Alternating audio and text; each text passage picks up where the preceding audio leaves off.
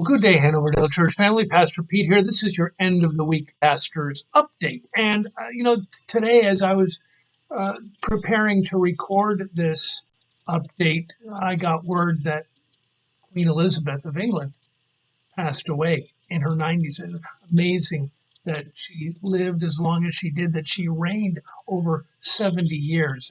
Absolutely astounding, isn't it?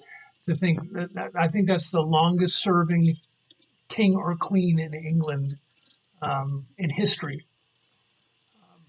And it got me to thinking a little bit about how uh, Queen Elizabeth was a national treasure, a national hero for the people of England. I'm sure there will be statues and paintings to help people remember her over the next centuries if we are around that long.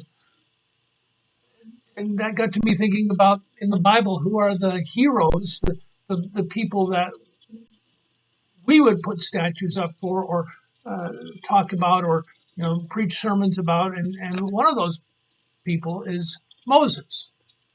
Moses, the freedom fighter that rescued the people of Israel from the hands of the Egyptians.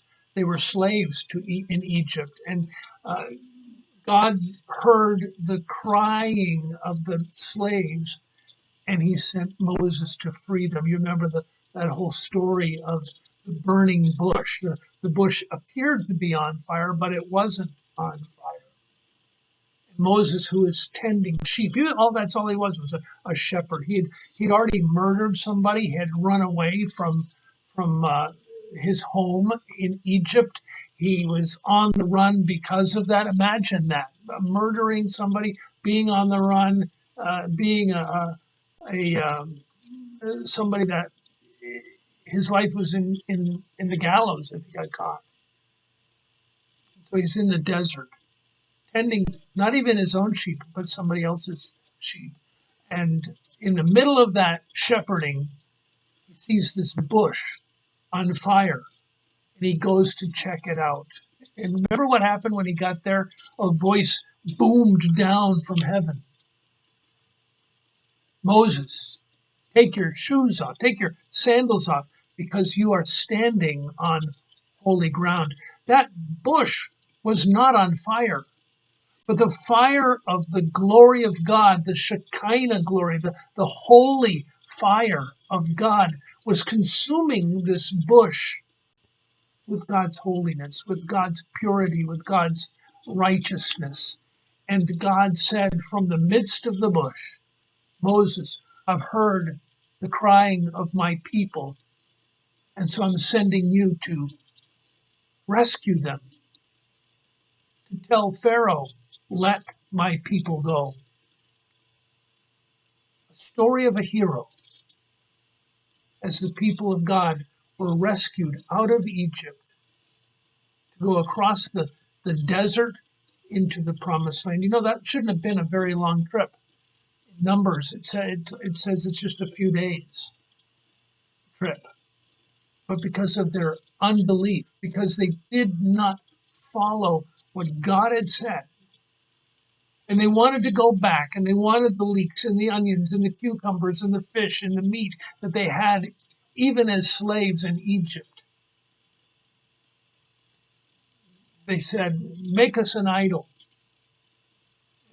God judged them. Well, that's what we're talking about this week. We've started a new series at church. It's called Better.